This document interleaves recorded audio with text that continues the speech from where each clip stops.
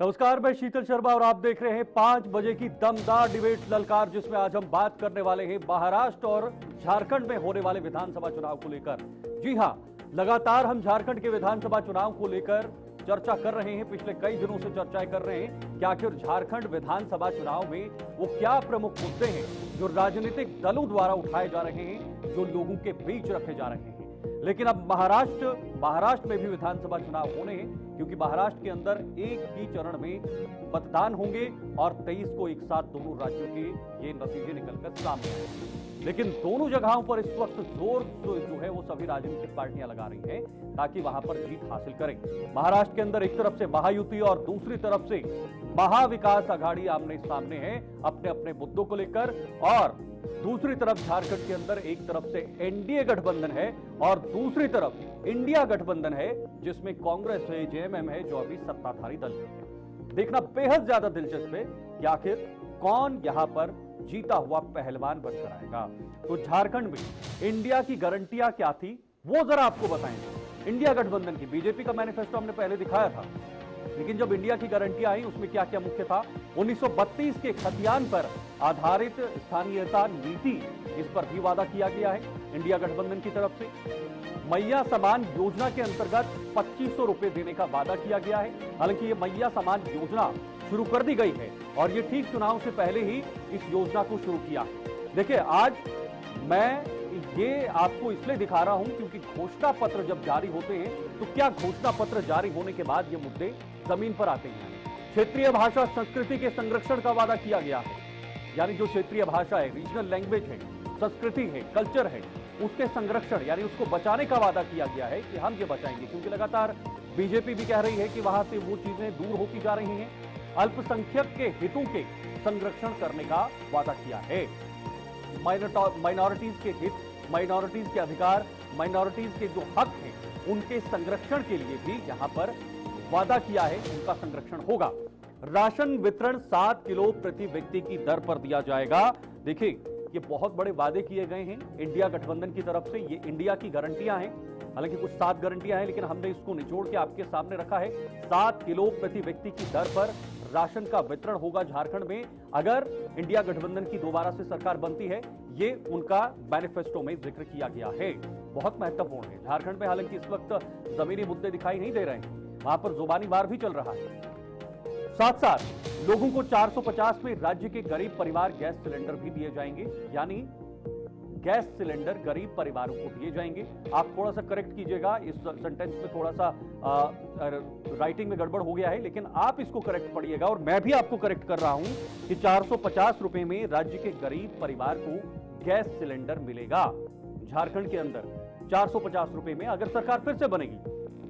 10 लाख युवक युवतियों को नौकरी और रोजगार देने का वादा भी किया। 10 लाख युवक युवतियों को नौकरी और रोजगार देने का वादा, रोजगार उत्पन्न करने का वादा भी इंडिया गठबंधन की इस गारंटी में दिया गया है। अब देखिए, 15 लाख तक पारिवारिक स्वास्थ्य बीमा का वादा, यानी कोई बीमार होता है या स्वास्थ्य से संबंधित कोई दिक्कत होती है, परेशानी होती है, तो उसको 15 लाख तक पारिवारिक स्वास्थ्य बीमा का वादा भी इस मैनिफेस्टो में किया गया है इंडिया गठबंधन की तरफ से। हालांकि लगातार बीजेपी या एनडीए गठबंधन इस वक्त सरकार पर तंज कस रही है कि पिछले 5 सालों में कुछ नहीं हुआ, लेकिन ये फिर से गारंटियां जो रखी गई है इंडिया गठबंधन की तरफ से,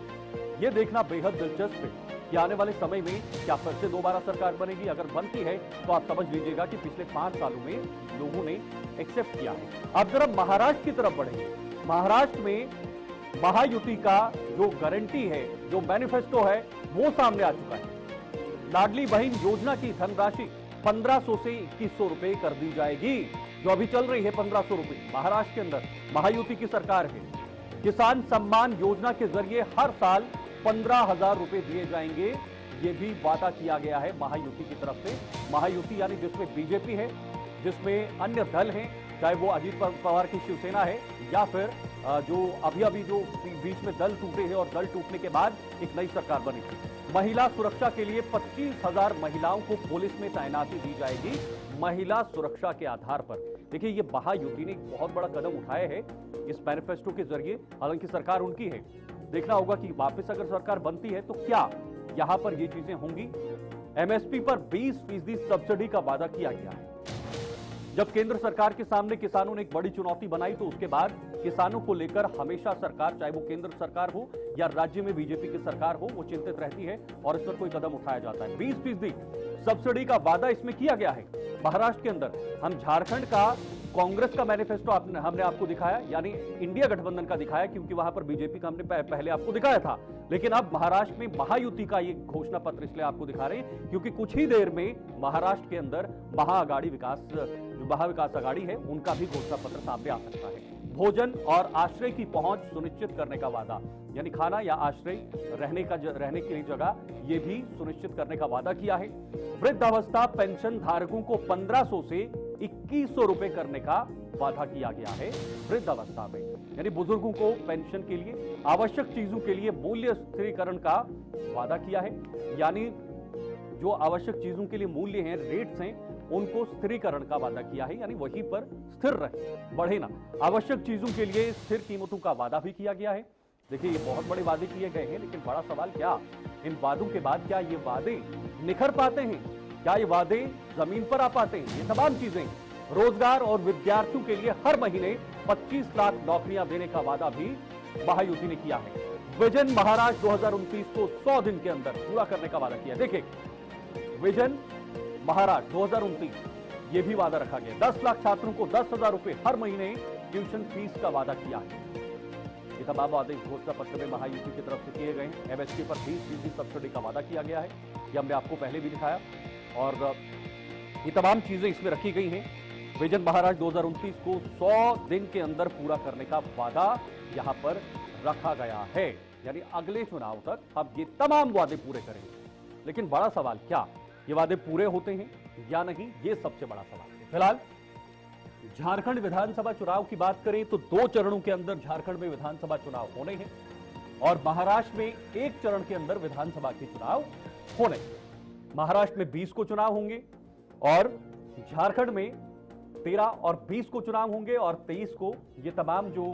चीजें हैं वो निकलकर सामने आएंगी, यानी दोनों राज्यों का ये पता लग पाएगा कि आखिर सरकार कौन बनाएगा, किसकी सरकार झारखंड और महाराष्ट्र के अंदर बनेगी। हालांकि यह साल चुनावी साल रहा, क्योंकि इस साल पहले तो लोकसभा के चुनाव हुए और लोकसभा चुनाव होने के बाद जम्मू कश्मीर विधानसभा के चुनाव हुए, हरियाणा विधानसभा चुनाव हुए। अब झारखंड और महाराष्ट्र में विधानसभा के चुनाव होने जा रहे हैं, लेकिन इसके साथ साथ देश के कई राज्यों में उपचुनाव भी होने जा रहे हैं। तो यानी उपचुनाव हो या फिर विधानसभा चुनाव हो, तमाम ये चीजें हो रही हैं।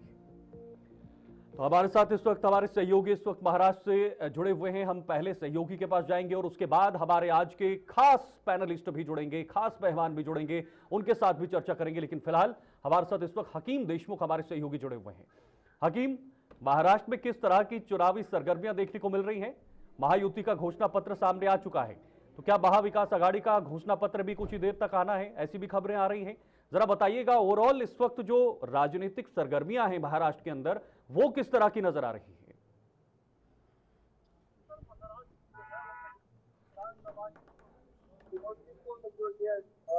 आगे आ रही है, सारी बातें जो आगे आ रही है,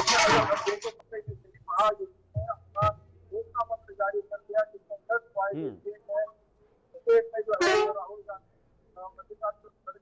6 बजे पीसीसी में जो है वो कहीं कहीं बात करेंगे, साथ में शरद पवार हो गए और उद्धव ठाकरे भी साथ में हो गए, तीनों दल के बड़े नेता साथ में बैठेंगे और उसके बाद चुनावी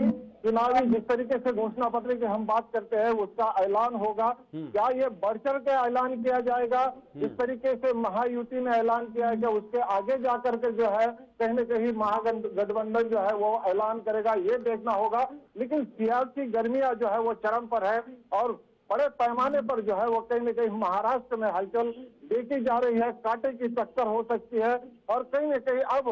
बड़े पैमाने पर जो है ये गर्मियां देखने को मिल रही है। लोग जो है वो कहीं न कहीं अब चौराहों पर बैठ के जो है वो बातें करते नजर आ रहे हैं कि आने वाले चुनाव में सरकार कौन बनाएगा, क्या महायुति वापस से सत्ता में आएगी या फिर लेकिन हकीम, जब आप आम लोगों से बातचीत करते हैं, आम लोगों के बीच जाते हैं, तो वहां पर चर्चाएं क्या होती हैं? लोकसभा चुनाव भी हुए हैं, लोकसभा चुनाव में बीजेपी का उतना अच्छा प्रदर्शन नहीं रहा, एनडीए का खास तौर पर।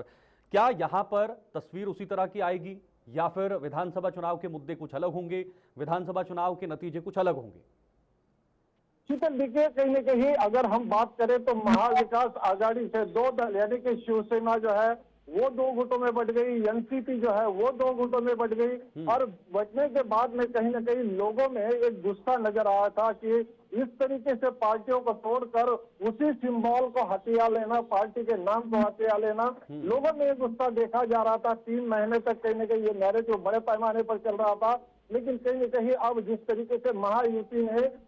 लाडली बहना योजना को लाई, नई नई योजना को लेकर के आई, तब से कहीं न कहीं माहौल में थोड़ा सा परिवर्तन जो है वो देखने को मिला है। लेकिन राह आसान नहीं है बीजेपी के लिए या फिर महायुति के लिए भी, और वही महाविकास आघाड़ी के लिए भी अब उतना सीधा रास्ता नहीं है जितना वो समझ रहे थे। महाराष्ट्र के चुनाव इसलिए भी काफी हुई। दिलचस्प इस बार होने वाले हैं क्योंकि इस बार प्रतिष्ठा बचाने की भी कई सारी पार्टियों के सामने एक बहुत बड़ी चुनौती है, क्योंकि पार्टियां खंड खंड हुई हैं, पार्टियों के दो दो टुकड़े हुए हैं, 50-50 पार्टियां हो गई हैं। तो क्या यहां पर एक बहुत बड़ी चुनौती है उन सब के लिए, चाहे वो शिवसेना हो या फिर एनसीपी हो?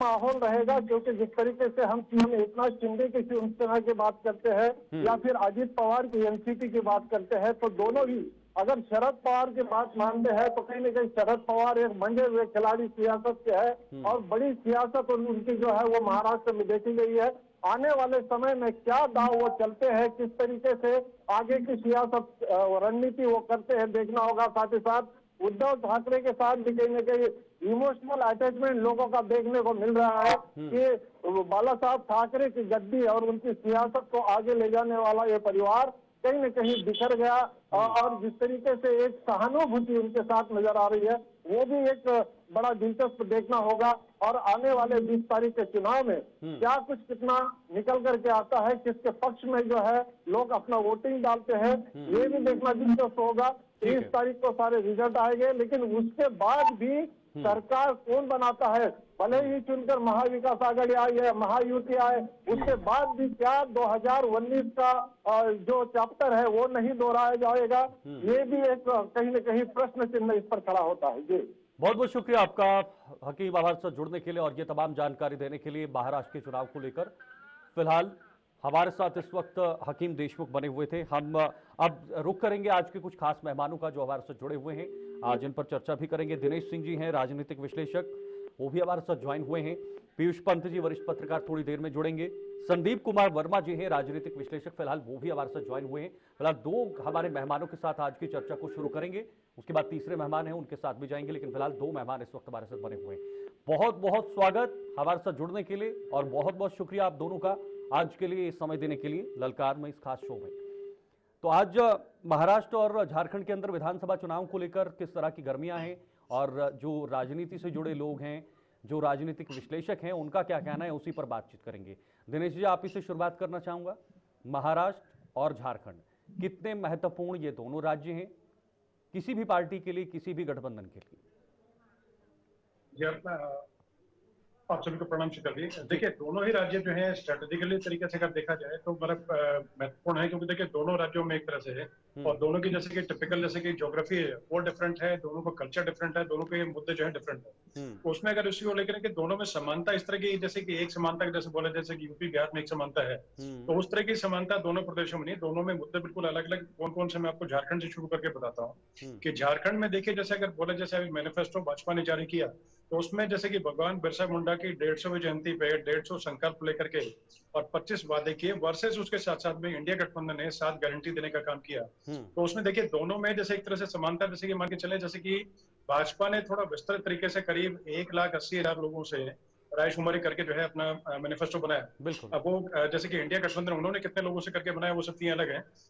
लेकिन उसके साथ जितना विस्तृत जैसे जिस तरीके से भाजपा ने बनाया उतना जैसे इंडिया गठबंधन का जैसे जीएमएम वाली जो सरकार है उनका उस तरीके से नजर नहीं आता। दूसरा देखिए जैसे कि मैंने पहले भी जैसे हम लोगों ने इस पे डिबेट किया शीतल जी, तो देखिए जैसे कि मरांडी, मुंडा और सोरेन ये 3 सरनेम जो है अहम भूमिका निभाएंगे और इनका तीनों का प्रतिनिधित्व जो है एक तरह से भाजपा के पास में है और तीनों बड़े नेता, तीनों मतलब जैसे कि सरनेम के मतलब बड़े नेता जो है वो भाजपा के पास ऑलरेडी पहले से है। और दूसरा देखिए जैसे कि अगर जैसे कि मुद्दों की अगर बातचीत करें तो आदिवासी जैसे कि वहां पर करीब 26.2% के आसपास, 27% के आसपास आदिवासी और करीब 15% के आसपास जैसे कि मुस्लिम है। तो उनको देख के बोले तो जैसे कि कहीं ना कहीं जैसे इंडिया ब्लॉक जो था वो कहीं ना कहीं इनको पोलराइज करने की कोशिश में था, लेकिन कहीं ना कहीं चीजें उस तरीके से नहीं हो पाएंगी, क्योंकि आपस में जैसे कि तीनों मतलब जैसे अपना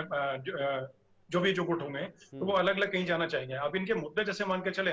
तो भाजपा ने अपने मैनिफेस्टो में बताया कि जैसे जो मतलब आदिवासी वीर हैं या जैसे शहीद जो हैं तो उनके नाम पे जैसे कि स्मारक बना करके और उनको लेकर के एक सर्किट जो है स्थापित करने का काम, उसके लिए देवी देवताओं के जैसे कि जो सर्किट है वो बनाने का कार्य हो गया। दूसरा देखिए जैसे कि जैसे पांच या छह जो संभाग अलग अलग हैं, जैसे मतलब कि छोटा नागपुर हो गया, संथाल परगना हो गया,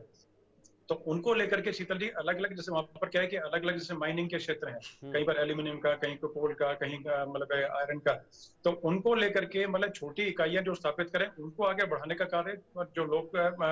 संस्कृति है उसको बढ़ाने का कार्य, और जैसे कि जो एक तरह से जो आदिवासी जो है उनको यूसीसी से बाहर रखने का क्लियर कट करके,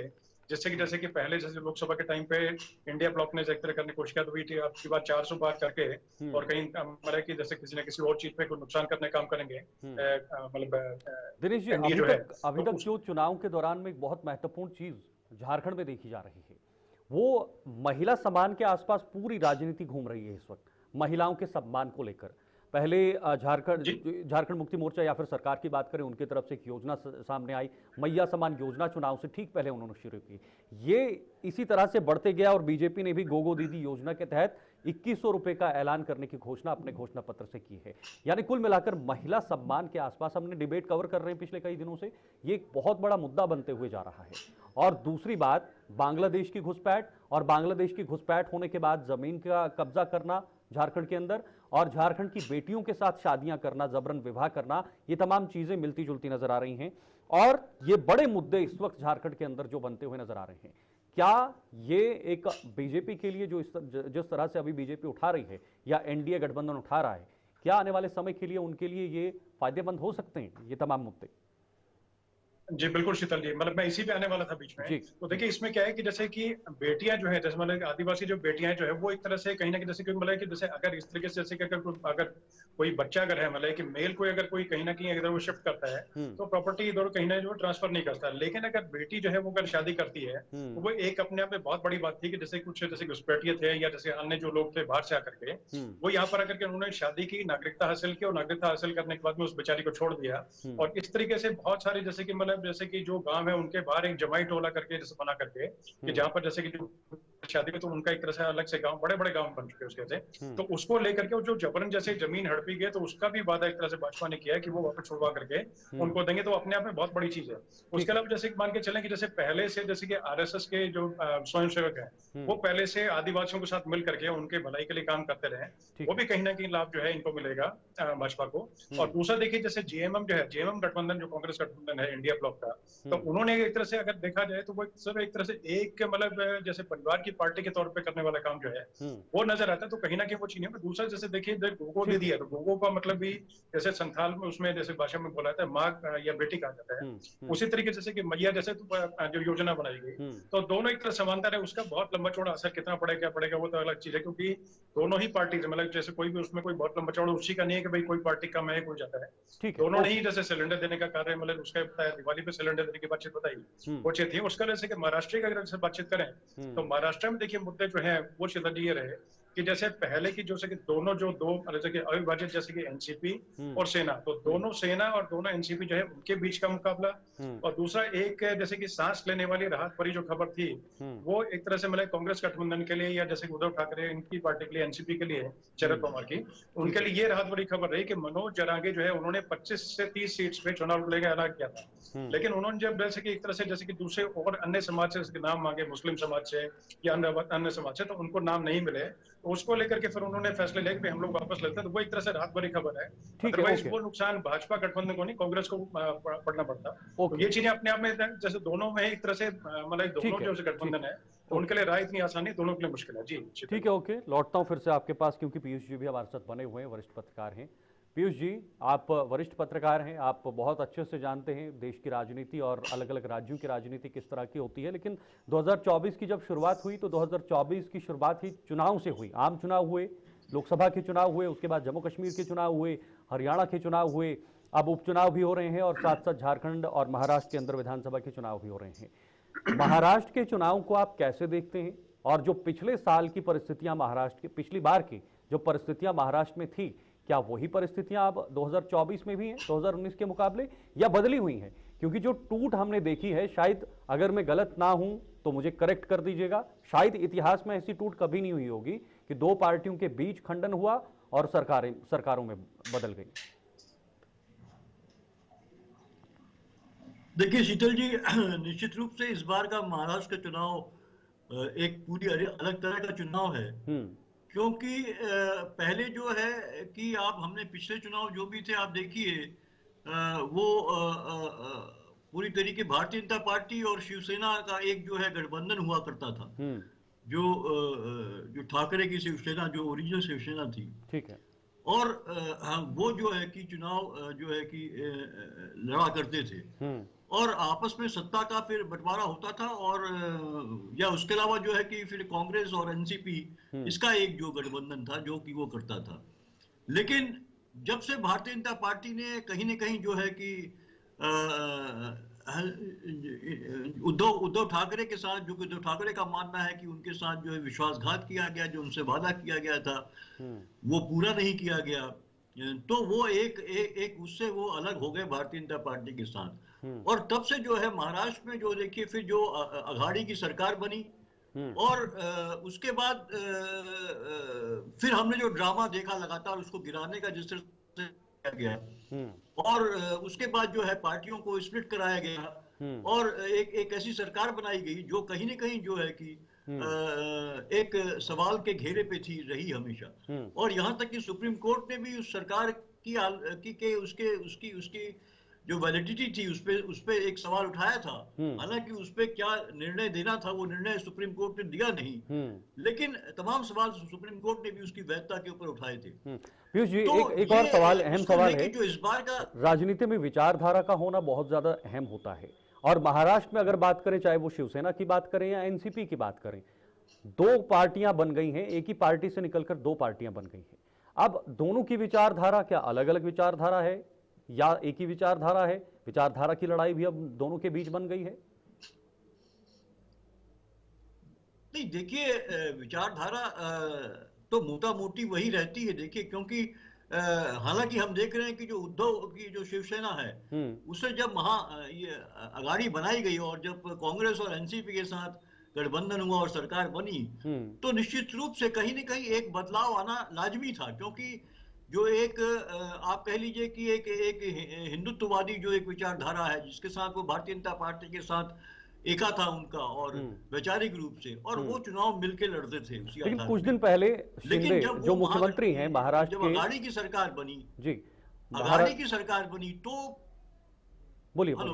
बोलिए सर। हाँ, कुछ कह रहे क्या? मैं कह रहा था कि महाराष्ट्र के मुख्यमंत्री शिंदे ने कुछ दिन पहले कहा था कि मैंने कहा था उद्धव ठाकरे को कि आप बीजेपी के साथ आइए, आप कांग्रेस के साथ मत जाइए। ये बाला साहब ठाकरे ने पहले ही साफ कर दिया था कि भाई हम कांग्रेस के साथ कभी नहीं जा सकते, लेकिन उसके बाद भी सत्ता की लालच में इन्हें कांग्रेस के साथ जाना पड़ा। इसको कैसे देख रहे हैं आप अभी के समय में, इस मुंह को कैसे देख रहे हैं? देखिए, सत्ता के लिए हर पॉलिटिकल पार्टी सत्ता के लिए ही कोशिश करती है,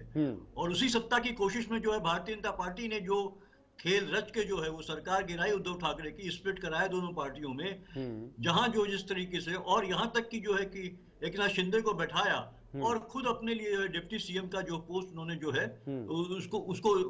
उसको रख दिया ताकि सरकार बनी रहे। तो सरकार में आने के लिए हर पॉलिटिकल पार्टी कोशिश करती है सत्ता में आने के लिए, ठीक है। तो वहां पे देखिए, चूंकि ये उनका, चूंकि उद्धव ठाकरे का ये मानना था कि हमारे साथ धोखा किया गया है और हमसे सत्ता छीन ली गई है, हमको नहीं बैठाया गया जो वादा भारतीय जनता पार्टी ने किया था कि 2.5 साल बाद जो है कि हम आपको बैठाएंगे, तो निश्चित रूप से कहीं न कहीं वो उनको एक पीड़ा थी उस चीज की, और उनको लगा कि भारतीय जनता पार्टी ने विश्वासघात किया है। तो अब सत्ता में आने के लिए अगर एक दूसरा समीकरण बनता है तो हर पार्टी कोशिश करती है, और इसीलिए जो है कि उद्धव ठाकरे ने वो एक जो समीकरण बना वहां पे, जो गठबंधन बना, और एक उसके वो मुख्यमंत्री होके बने, और हमने देखा कि किस तरह से उन्होंने डाइल्यूट की अपनी विचारधारा, क्योंकि गवर्नेंस ज्यादा जरूरी था, और सबको मिलजुल के जो है उन्होंने एक, हम ये कहा नहीं जा सकता कि वो जो है प्योर जो है एक शुद्ध हिंदुत्ववादी विचारधारा से अलग हटके भी जो है तमाम समाज को लेके और दूसरे वर्गों को लेके भी चलेंगे, उसमें अल्पसंख्यक भी हैं और दूसरे भी हैं, तो वो लेके चले, क्योंकि वो समय की जरूरत थी और सुशासन के लिए जरूरी है कि आप सबको लेके चलें। एक किसी खास विचारधारा के तहत ही कुछ लोगों को अगर आप न ले या उनके खिलाफ मोर्चा खोल लें या उनके खिलाफ आप शब्द कहते रहें, तो वो एक गुड गवर्नेंस नहीं होता है। तो उन्होंने वो करके दिखाया। यही कहीं न कहीं पीड़ा की थी भारतीय जनता पार्टी के लिए कि अगर उद्धव ठाकरे की सरकार चल लेगी, उनको एक लार्जर जो है कि एक्सेप्टेबिलिटी मिल रही थी महाराष्ट्र में, और कोविड के टाइम में जिस तरह से उस सरकार ने जो है प्रबंधन किया था उसकी भी प्रशंसा हुई थी। तो भारतीय जनता पार्टी को लगा कि तो बड़ा हमारे लिए महाराष्ट्र में खड़े रहना बहुत मुश्किल होगा, इसलिए सारा खेल खेला गया और वो दोनों पार्टी में एनसीपी को भी वहां तोड़ा गया और जो है कि उद्धव ठाकरे की शिवसेना को भी तोड़ा गया वहां पे, और इस वजह से ये हम तमाम खेल देख रहे हैं। आज भी उसका परिणाम दिख रहा है कि अगाड़ी में भी जहां हम देख रहे हैं थोड़ा बहुत असंतोष है, आपस में सरफटोबल हमें दिख रहा है, वहीं जो है कि जो युति है जो उसमें तो बहुत ज्यादा दिखाई दे रहा है। आप देखिए, और जिस तरह से कि जो है कि अजीत पवार का जो गुट है उसको लेके जिस तरह का ट्रीटमेंट हो रहा है उनके बीच में, और जिस तरह से उनको कम सीटें दी गई हैं, और वहां पे एकनाथ शिंदे के खिलाफ भी कहीं न कहीं जो है कि कैंडिडेट खड़े हो गए हैं, इंडिपेंडेंट कैंडिडेट या रेबल कह लीजिए, तो वो भारतीय जनता पार्टी का एक दूसरे के समर्थन भी उनको है। तो ये तमाम स्थितियां बन रही, बड़ा विचित्र सा एक जो चुनाव है, बड़ा इंटरेस्टिंग भी है, और अभी ये कहना बहुत मुश्किल है कि कौन वहां पे जीत पाएगा या कौन नहीं जीत पाएगा। लेकिन निश्चित रूप से एक अलग किस्म का ये चुनाव है जिसमें जो है देखिए कि विचारधारा गौण हो गई है, और सत्ता में आने के लिए जिस तरह से आप देखिए तमाम वादे किए जा रहे हैं, हम देख रहे हैं कि लगातार आप देखिए एक टाइम में था यही भारतीय जनता पार्टी जो है कि क्रिटिसाइज करती थी कि साहब आप गारंटी की या आप जो है कि जो है वो दे रहे हैं कि साहब आप इनको ये दे रहे हैं, उनको वो दे रहे हैं। आम आदमी पार्टी को क्रिटिसाइज करती थी कि साहब आप जो है कि लोगों को फ्रीबीज दे रहे हैं। अब खुद भारतीय जनता पार्टी की अब जो 1400 का सिलेंडर के लिए जिसकी बात की जाती है वो 500 का वादा कर रही है, 400 का वादा कर रही है। तो अभी जहां है जिन राज्यों में वहां क्यों नहीं दे रही है, ये भी सवाल उठता है। जिस तरह से जो है कि महिलाओं को दिया जा रहा है, तो एक देखिए बड़ा मुझे अजीब सा लगता है कि सारी सरकारें, उसमें भारतीय जनता पार्टी नहीं है, वो चाहे आम आदमी पार्टी हो, चाहे कांग्रेस हो, या चाहे जो शिवसेना हो। अब शिवसेना ने जिस तरह से देखिए जो वहां पे एकनाथ शिंदे की शिवसेना है, वो लगातार वो जो मध्य प्रदेश की जो लाडली योजना है उसको ले आए हैं, उसके बाद जो है वहां पुरुषों के लिए भी एक योजना ले आए हैं, उसी तरह जो है कि युवाओं के लिए, तो सबको पैसे दिए जा रहे हैं। मैं लौटता हूं मतलब आप ठीक है, आपने तो नौकरियां जनरेट कर पा रहे हैं, आप तो वेलफेयर कर पा रहे हैं, आप जो है कि सीधे कैश दे रहे हैं। मुझे लगता है एक तरह का भ्रष्टाचार है सरकारों के द्वारा और पार्टियों के द्वारा जो है, और ये सबको ये होना भी नहीं चाहिए कि फ्रीबीज कर दो या पैसे बांट दो, ये होना नहीं चाहिए। रोजगार को उत्पन्न करना ये बहुत ज्यादा जरूरी है। बड़े स्तर पर अगर रोजगार युवाओं को मिलता है तो उनका कारोबार भी चलेगा। मैं दिनेश जी आपके पास आऊंगा। दिनेश जी, एक सिंपल और साधारण सा सवाल है। पहले तो पीयूष जी का एक बहुत इंपॉर्टेंट बात इन्होंने लास्ट पे कही, ये चीजें नहीं होनी चाहिए, आप फ्रीबीज दे रहे हैं, आप उसको देखकर ये फ्री कर रहे हैं, वो 2100 दे रहा है, आप 2500 दे रहे हैं। ये मतलब एक कंपटीशन चल रहा है जो आम जीवन में आज चलता है कि इसने गाड़ी ली मैं भी लूंगा, इसने ये लिया मैं भी लूंगा, ये एक कंपटीशन चल रहा है। इनके कोई अपने मुद्दे नहीं है, कोई अपना एक लोगों के बीच कैसे जाना है, कैसे लोगों को आकर्षित करना है, वो चीजें नहीं दिखाई दे रही हैं। यानी राजनीतिक का स्तर काफी अलग हो चुका है। मेरा अपना सवाल जो था एक साधारण सा सवाल है,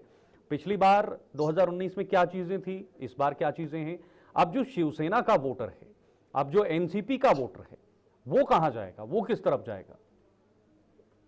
देखिए शीतल, ये बहुत बढ़िया आपने सवाल किया। अब जैसे कि महाराष्ट्र की जैसे आपने बातचीत पूछी, तो उसमें देखिए दोनों तरफ तीन एक तरह से प्रमुख पार्टियां हैं, और दोनों जैसे कि सेना, दोनों एनसीपी सामने सामने हैं, और कहीं ना कहीं जैसे फ्रीबीज की जैसे बातचीत की, तो मैं देखिए एक मतलब ये सोच इसमें रखता हूँ कि जैसे फ्रीबीज को अगर इस तरीके देखा जाए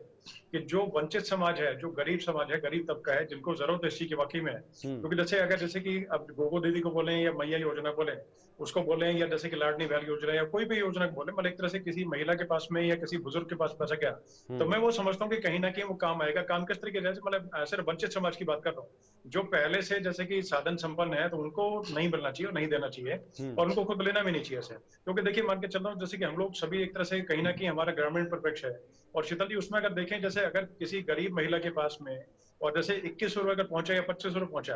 तो वो देखिए कहीं ना कहीं जैसे कि चीजें सबके जैसे कि बिल्कुल जैसे कि एक तरह से टाइट बजट, जैसे मिडिल क्लास जो है हमेशा टाइट बजट में रहता है, तो उसमें अगर उसका 2100 पहुंचा, जैसे कहीं ना कहीं कोई बहन बेटी को त्योहार पे, व्रत पे या किसी चीज में कुछ अगर आती है, तो वो अगर कोई महिला अपनी बेटी को या बहन को या कोई जैसे और कोई इस तरीके से अन्य जो है उसको 100-200-500 देना चाहती है, तो वो कम से कम उसका हाथ थोड़ा उसमें खुलता है, तो कहीं ना कहीं ये चीज काम आती है। अब जैसे बातचीत करें जैसे कि एनसीपी दोनों और दोनों सेना जो है, तो उनका देखिए बहुत बड़ा, जैसे कि पीयूष जी ने अपने तरीके से उसमें बताया था, और मैं पूरी तरीके से इत्तेफाक करता हूँ उनके साथ में इसी को लेकर के, कि देखिए जैसे कि शिवसेना थी तो अपने तरीके से अंदर ही अंदर कहीं ना कहीं जो है वो भी चाहते हैं, क्योंकि देखिए नेचुरल अलायंस जो है बीजेपी के साथ रहा है, और इस बार बहुत ही कठिन डगर है, मतलब दोनों ही पक्षों को एक तरह से, दोनों ही मतलब जो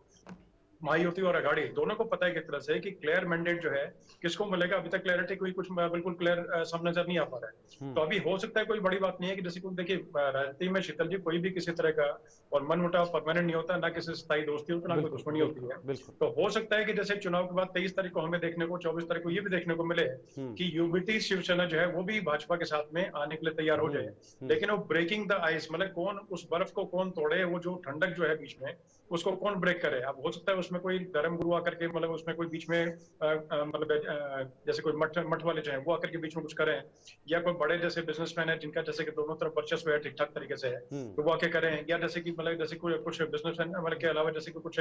नेता ऐसे हैं जिनका जैसे कि दोनों तरफ ही जैसे कि मतलब महायुति की तरफ भी और दूसरी तरफ भी मतलब कि दोनों तरफ जो है ठीक ठाक पकड़ है, तो उसको लेकर के देखा जाएगा। लेकिन हाँ, असमंजस की स्थिति जरूर है, लेकिन जैसे जब तक बाला साहब जिंदा थे तो उन्होंने क्लियर बताया था अपने तरीके से कि मैं जब तक रहूंगा तब तक किसी भी तरीके से कांग्रेस के साथ कोई गठबंधन का सोचने का मतलब ही नहीं बनता। तो वो अपने आप में जैसे कि जो शिंदे जो है वो वहां से विभाजित होकर के टूट करके और वहां से है, तो वो सिर्फ ये था कि विचारधारा की पार्टी, क्योंकि जैसे कि कांग्रेस जो है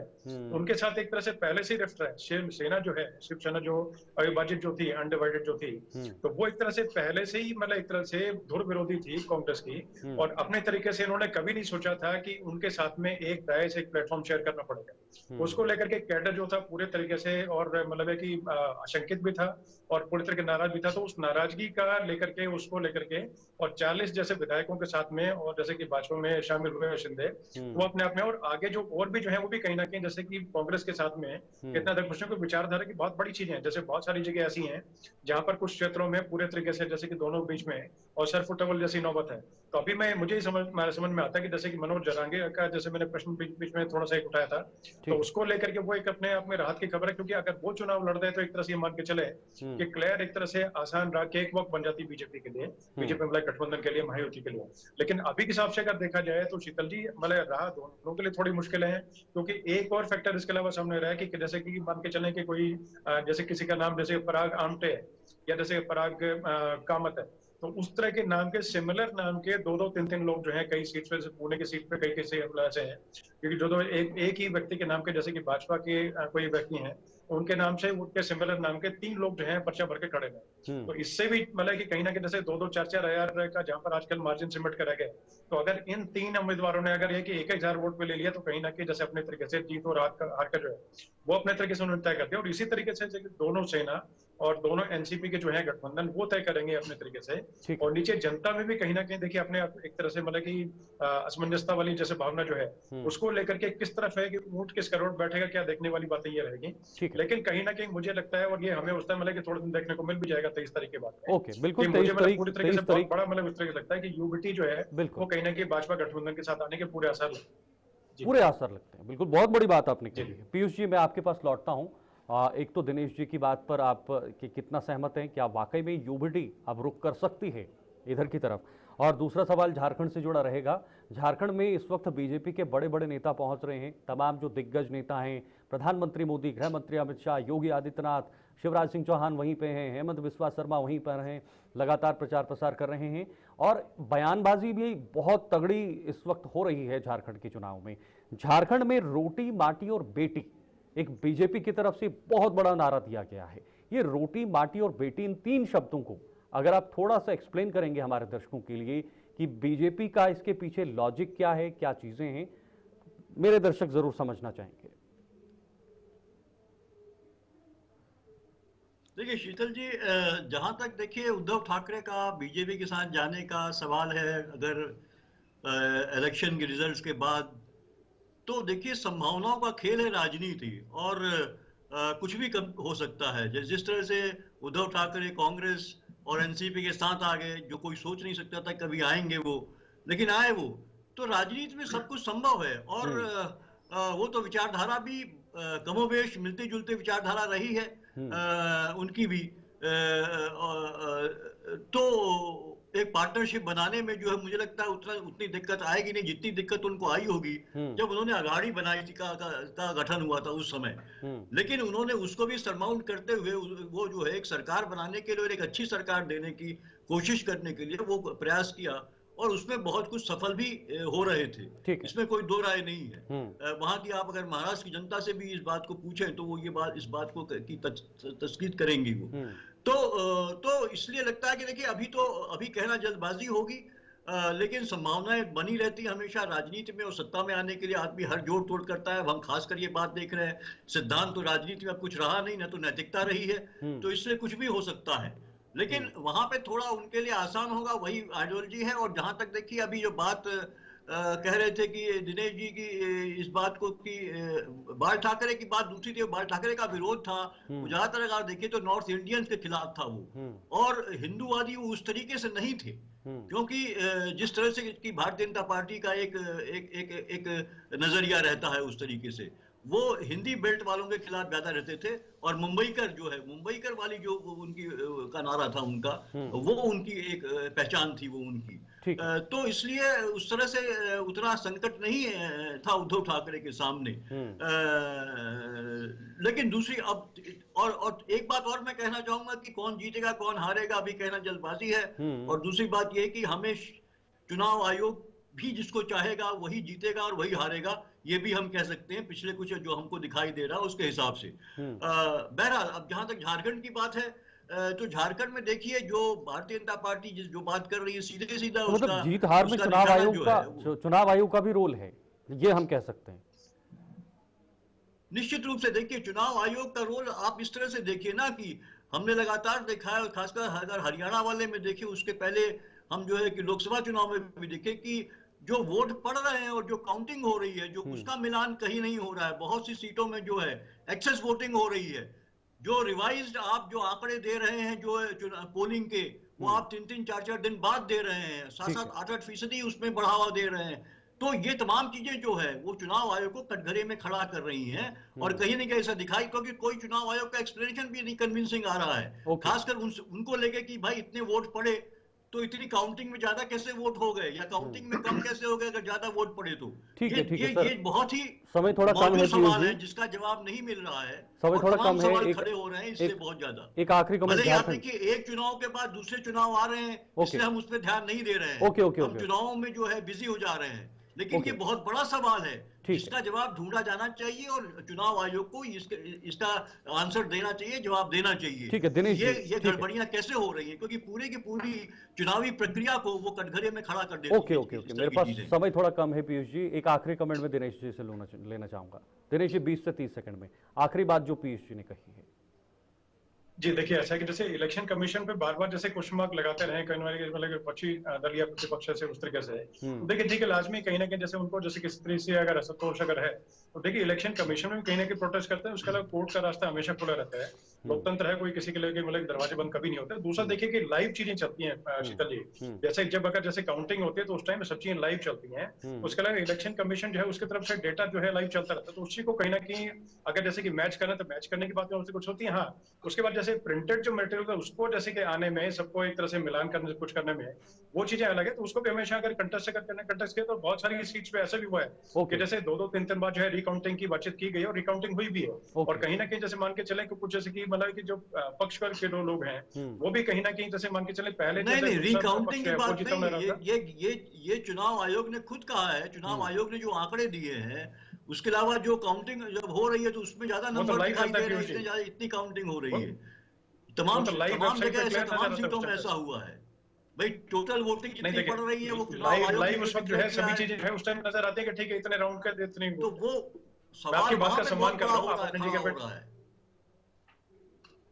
चलिए ये तो अपनी जगह तो पे आपकी बातों को मैं सम्मान करता हूं, लेकिन देखिए लाइव जो है कहीं ना कहीं वेबसाइट पे वो सब चीजें चलती रहती हैं, तो उसका कंटेस्ट हमेशा किया जा सकता है और ठीक उसके है। बारे ये में एक जवाब अलग हमेशा मुद्दा, इलेक्शन कमिश्नर क्लियर किया। ये एक अलग मुद्दा भी है और इस पर मैं चाहूंगा कि एक और चर्चा करें, और आप दोनों मेहमान उस दिन हमारे साथ बने, इसी पर पूरी चर्चा इसी पर करेंगे क्योंकि एक अलग मुद्दा है। चलिए, बहुत बहुत शुक्रिया आज हमारे साथ जुड़ने के लिए। दिनेश जी और पीयूष जी, बहुत बहुत शुक्रिया आप दोनों का हमारे साथ ज्वाइन करने के लिए और ये खास समय देने के लिए, खास तौर पर इन दो राज्यों में होने वाले विधानसभा चुनावों के लिए। आज की चर्चा इन दोनों राज्यों में कौन किंग बनेगा, कौन वहां पर सत्ता में आएगा, लेकिन बहुत मुश्किल कहना है क्योंकि इस वक्त की राजनीति और इस समय जो माहौल दोनों राज्यों में देखने को मिल रहा है वो काफी अलग माहौल है। और इस माहौल के बीच जो वहां के लोग हैं, जो वहां के वोटर्स हैं, वो पूरी तरह से चुप्पी साधे बैठे हैं।